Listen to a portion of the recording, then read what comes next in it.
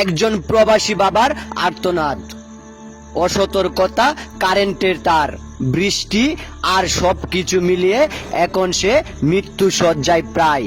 হয়তোবা কিছুক্ষণের মাঝেই সে মৃত্যুতে আতঙ্কিত হয়ে যেত, কিন্তু আল্লাহর রহমতে কেমন পরিস্থিতি ধারণ করেছিলেন সেটা এখন দেখবার বিষয়। বৃষ্টির দিনে কারেন্টের তার যখন ছিঁড়ে পড়ে আছে পানির উপরে, আর একটি ছোট্ট বাচ্চা খেলাধুলা নিয়ে ব্যস্ত, পাশেই তার ছোট্ট একজন বন্ধু। একাধারে 3 থেকে 4 জন একজন আরেকজনকে বাঁচানোর জন্য বেপরোয়া হয়ে গিয়েছিলেন, আর সেটাতেই বিপদ ডেকে এনেছেন পাশেই। এমন পরিস্থিতির সৃষ্টি হয়েছে যে কিনা কারেন্টের শর্টে এখন পুরো দেহ বিলীন হয়ে যাচ্ছে। কে বাঁচাবে, কে আছে আশেপাশে? তাই সতর্কতা অবশ্যই অবলম্বন করতে হবে। এখানেই বিপদ, যেখানে দেখতে পারতেছেন একজনের দ্বারাই 3 জন ব্যাহত। কি হবে পরিস্থিতি?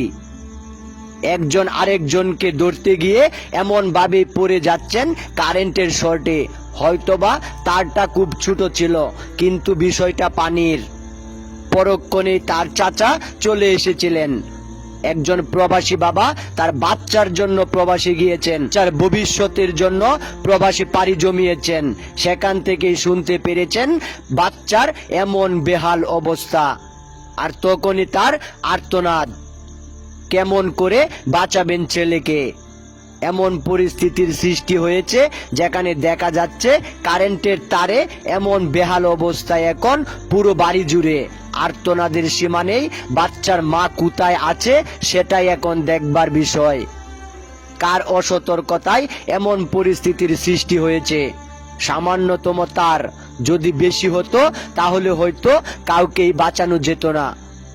বিষয়টা আপনার কাছে কেমন লেগেছে?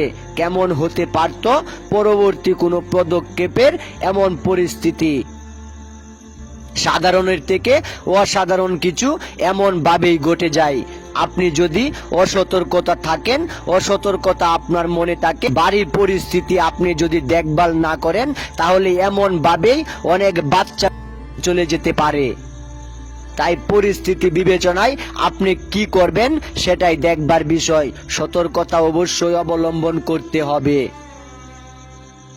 যদি এখানে কারেন্টের ডাইরেক্ট কোনো লাইন থাকতো তাহলে হয়তোবা নিতর দেহটা এখানেই বিলীন হতে পারত।